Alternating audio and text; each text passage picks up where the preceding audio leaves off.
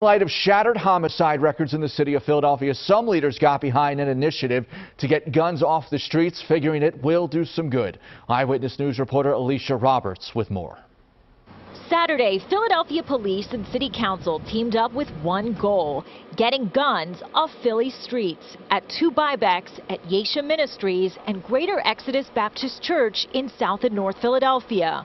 Organizers hope to collect 100 firearms, giving away $100 ShopRite gift cards for each one turned over. They gave out 100 gift cards in 90 minutes. In total, 224 were taken back. A record day in what is trending once again to be a record year in gun violence. It's all about making sure that the guns that are turned in today don't end up in the hands of young people. The city has already recorded 33 homicides as of Friday, including a 9-year-old girl shot at home by her 5-year-old cousin on Wednesday. It's just such a tragedy, but it is such an avoidable tragedy. This didn't have to happen. Being a white person, I need to step up, and I think that it's not a black problem in the black neighborhoods. I think it's everybody's problem. Greenfield Foundation donated the gift cards.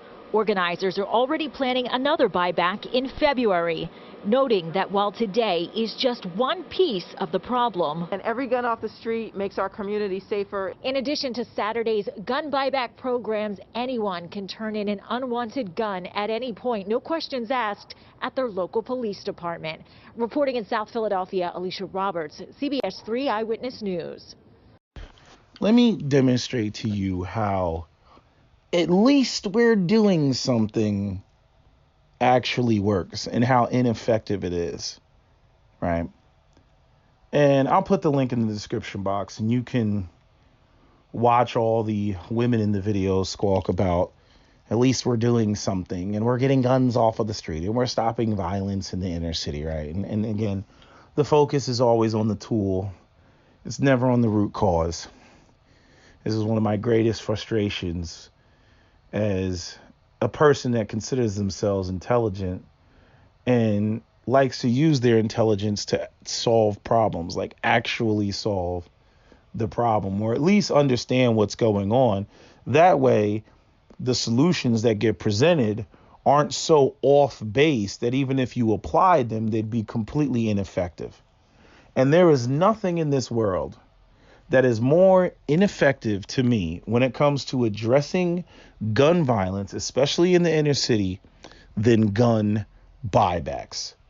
Gun buybacks are just the biggest sham ever perpetrated on the black community that there possibly could ever be. And so many black people go out here and they just eat it up. They gobble it up. Simple-minded, low IQ, having-ass black folks go out here and they eat it up. I don't know why. It's very obvious. Look, follow me. We're gonna use we're gonna use logic and reason, right? So follow me on this journey. So you see the picture in the background, right? This is off of the page. I put the link in the description box, right? Now notice what the photographer did, right? You got this table, and the news loves to do this all the time, but pretty much all inner city gun buybacks are the same. They do the same thing every time to show you how ignorant all of these people are, including the news and the media, how ignorant they are when it comes to firearms. So what did this photographer do that's already wrong with this photo? He oriented the camera to focus on the biggest, scariest guns on the table, which are all basically deer rifles and single shot shotguns with wooden stocks, Elmer Fudd guns, right? How many acts of violence do you think are perpetrated in the inner city, in North Philly, with these Elmer Fudd guns sitting on the table, right? Look how long these barrels are, right?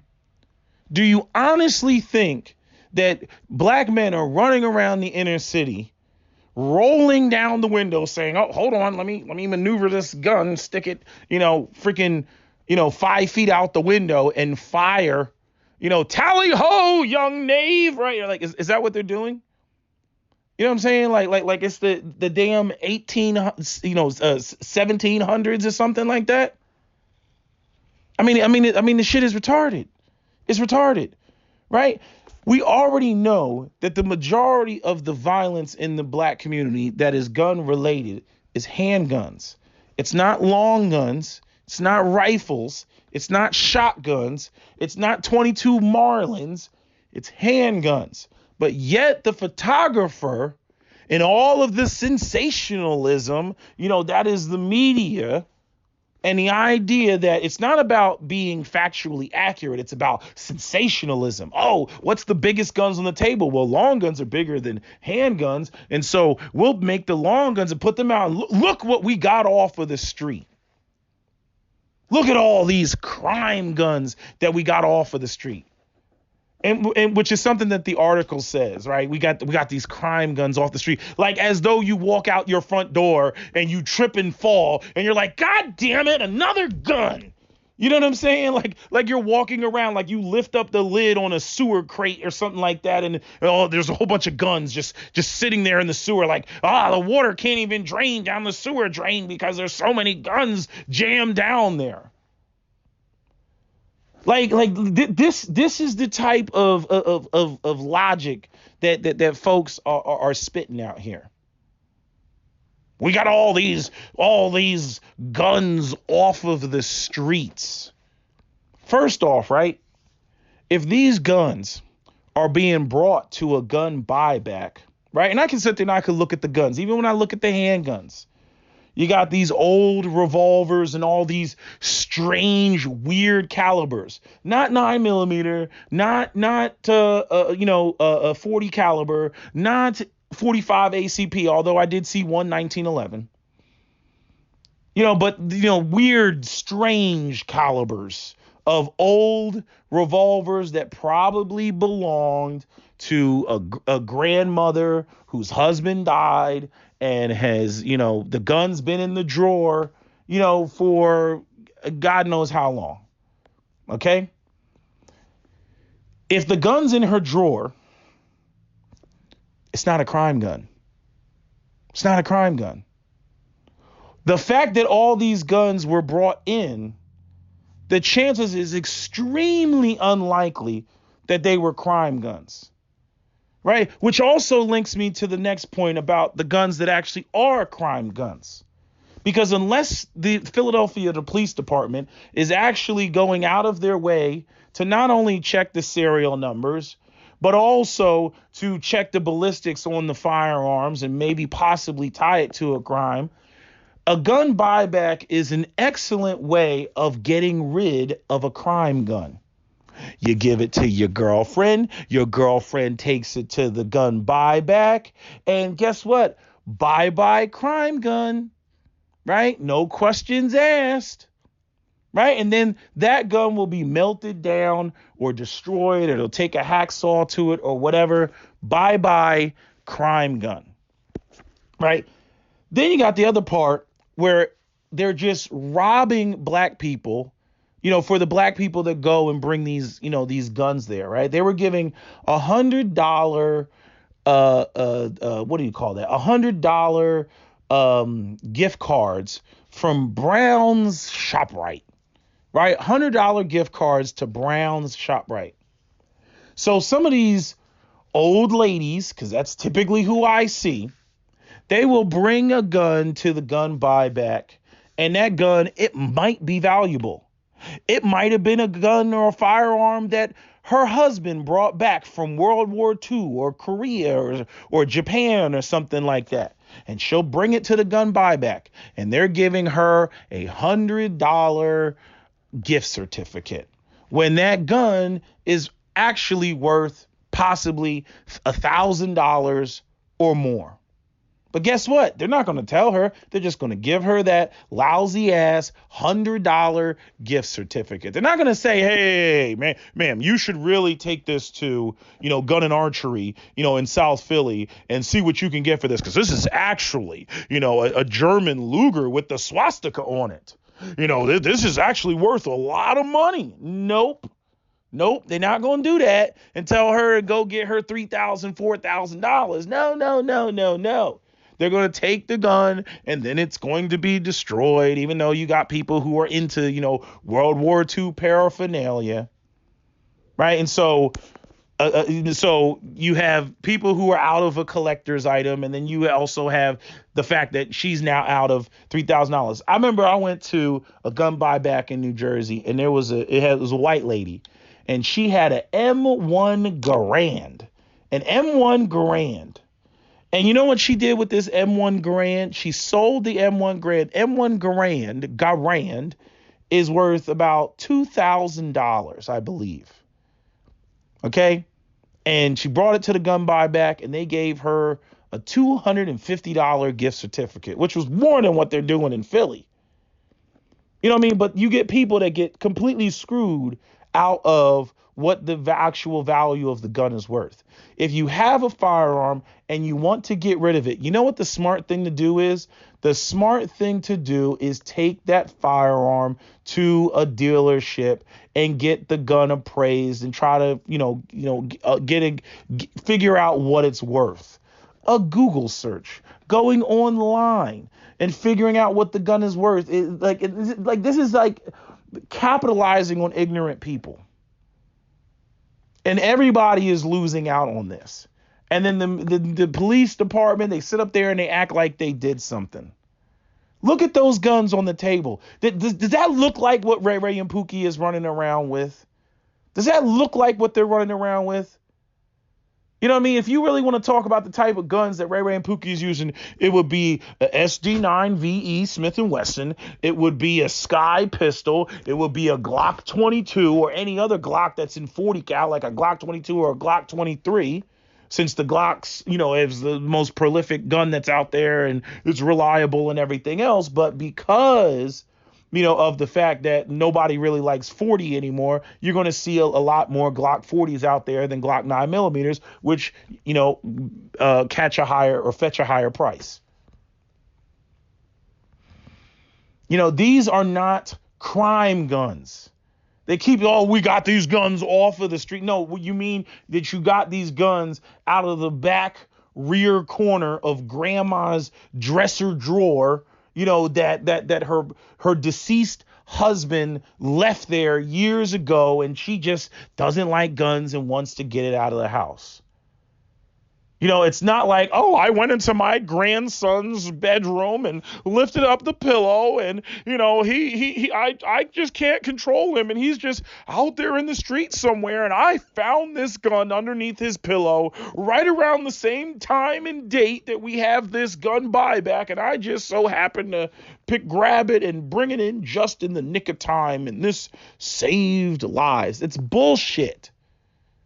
There's bullshit.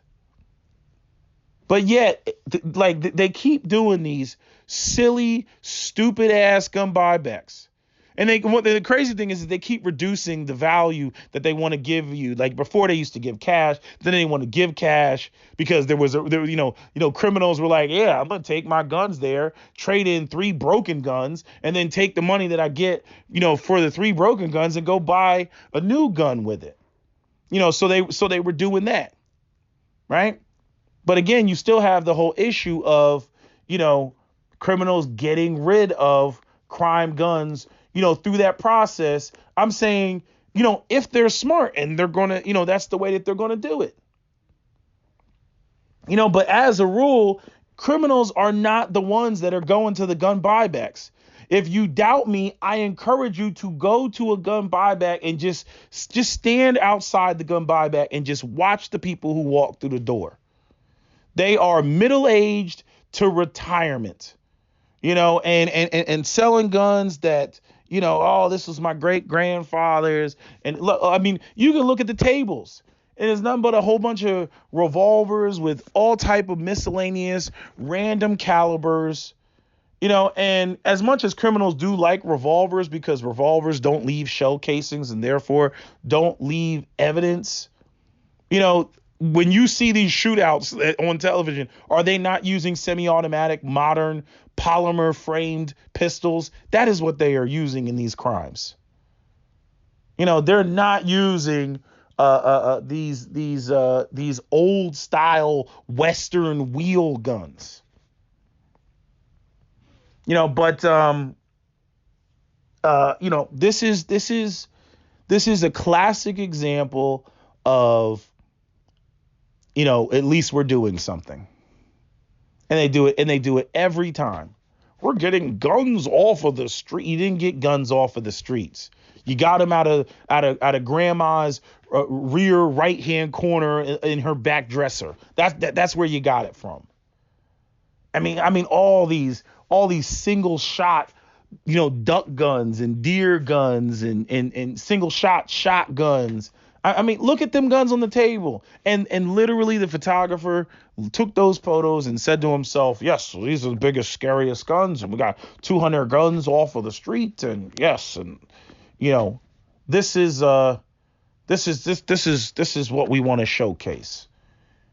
And then they stand there. Go ahead. Just type in police gun buyback. And where they got all the guns lined up. It's never any of the new stuff. You're not going to see an XDM 3.8 Elite pistol on the table. You know what I mean? You're not going to see a Walther Q5 match on the table. You're not going to see any of the good stuff. All you're going to see are old, guns that, you got a lot of white people that'll show up that wanted to get rid of guns. And you got a lot of, just overall misinformed people, senior citizen, black people, and all of them are essentially being taken advantage of. Because if those guns are even worth anything, they're not getting the actual value of the gun. And then, to add even more, insult to injury, when you really want to talk about how ineffective the gun buybacks are, you'll have people who will bring broken guns to gun buybacks. And it's like, hey, $100 gift certificate. Hey, I'm cool with that. This thing doesn't even work. And again, a gun that doesn't work obviously can't be a freaking crime gun. So they're like, oh, and we potentially saved lives and it's all wonderful and we save lives and, and just acting like they're just doing the community this huge, service. And they're not. If you really want to, we spent $20,000 on this gun buyback. Oh, I can think of a lot of other things that $20,000 could have been spent towards. To address, the underlying issues of the poverty in the community.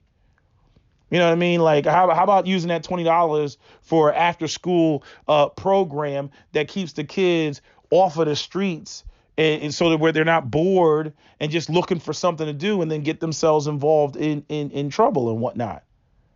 Right? The same people that are talking about, we need gun buybacks and gun control and everything else. These are the same people that are like, after school programs, we're going to cut that. And, the auto, what is it? Wood shop and steel shop and music class. We're going to cut that. And, we're going to cut, what's the other one? Metals workshop. We're going to cut that. Right? I mean, I had all that when I was in school. They had metals, they had wood shop, they had, obviously you had the band, then you had the auto, like most schools back in the day, they had garages, and then they had like a mechanic class where you would work on, the vehicles and stuff. They cut all that stuff. And then wonder why you got all these young people that are out there, in the streets, with nothing to do. And then they're like, well, I don't know how they get involved in all this stuff. What do they say, right? The idle hands are the work of the devil. But you cutting all the programs. You see? I mean, there's no logic here, y'all.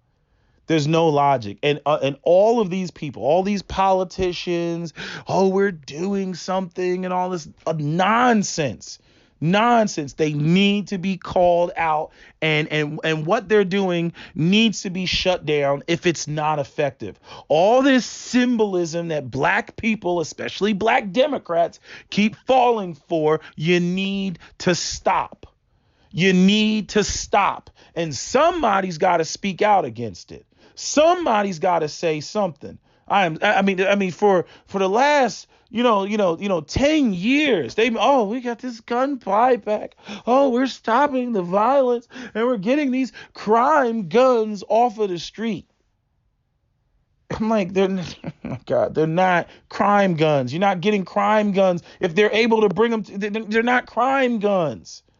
You may get 1 or 2 actual crime guns that, again, are the gun buyback is being used to basically rinse the gun clean of all wrongdoing. The gun may have 5 bodies on it, but guess what? It's going to go to the gun buyback and then it will soon be destroyed. And guess what? And the evidence that connects that gun to the homicide is now destroyed. Just, oh gosh, man. Anyway, that's all I got to say. That's my video. SWP out.